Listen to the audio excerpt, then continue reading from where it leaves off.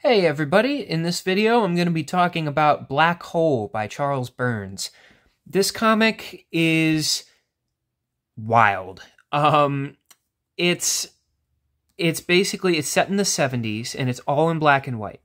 And the art style is like very inky, very dark.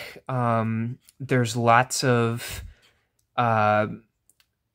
black ink throughout this entire book, and it's drawn in a way that is very expressive, but also somewhat flat, if that makes any sense. And basically the plot of this book revolves around a bunch of high schoolers in the 70s, and you learn through just people talking that there's this STD that's going around, and it's known as the bug. And basically what it does is it causes these mutations where like characters will get like lumps, and like some will like sprout horns, or like some of them like shed their skin, and like this is like one of the results of somebody who had the bug. So it's this whole thing, and there's no cure for it.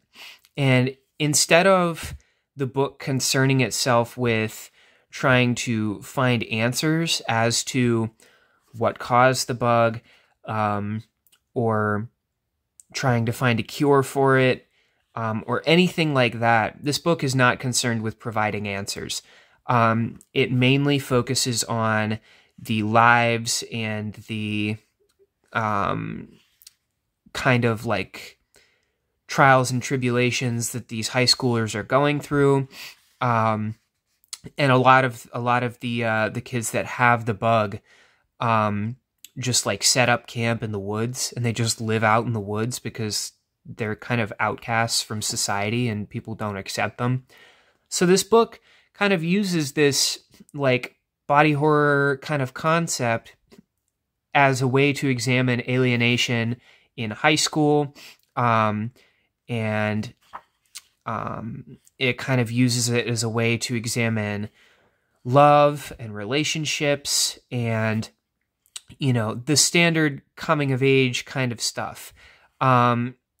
And it goes about kind of portraying life as a teenager in the 70s in a way that I think is very insightful, because you really get a good look into a lot of these characters' lives. But at the same time, characters are introduced and they'll be talking about things that you have no clue what they're talking about because you're just thrown into their lives.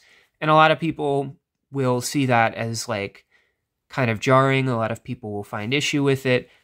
I really loved it because this is a book that knows how to do realism very, very well. And it's slow in a lot of ways. It focuses on the small moments between characters as opposed to like giant climactic events. And there are moments of like shock. There are like violent moments. But at the same time, it doesn't concern itself with those moments as much as it does just getting like insight into the lives of these characters. And the fact that the book follows like 6 or 7 different characters over the course of the book, it kind of shows you how they all interact with one another. And like there are some that know each other, others that don't. And there's also a whole subplot where like there are these murders that are being committed, and, you know, it leads up to like kind of giving you answers, but it never concerns itself with fully explaining everything to you. They never spoon feed you the answers. Charles Burns knows what he's doing when it comes to never revealing too much. And this is a book that it'll give you little hints of answers. But even at the end of the book, there are so many things that are left up to the reader to decide what was the meaning of when a character said this, or what was the meaning of this character looking this way, or even like what were characters' motivations for acting the way that they did. And in a way, I feel like that's not really the point of the book,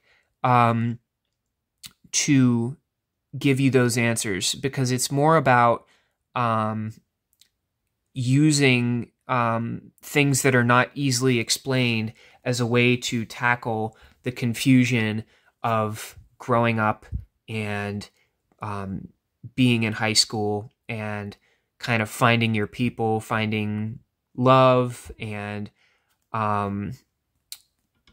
finding kind of a crowd that you fit with, while also navigating like the daily struggles that a lot of high schoolers go through.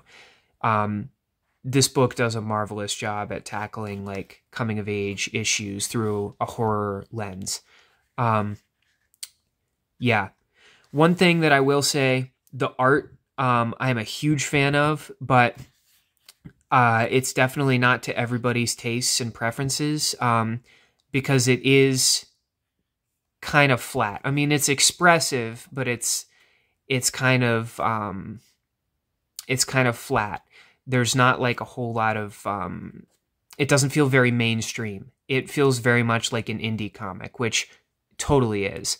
But yeah, the writing style, the art, the pacing, the story itself, like the subject matter and the ways that it deals with the subject matter, are quite frankly really, really wonderful. I had a really good time with this book, and it is kind of draining, like emotionally. It's not exactly a feel-good read. And I mean, there is resolution at the end, but like even at the end, it's like, it's not totally hopeful. It doesn't feel like hopeless at the end, but it's also like, it's not exactly a feel-good read. But if you're looking for like really interesting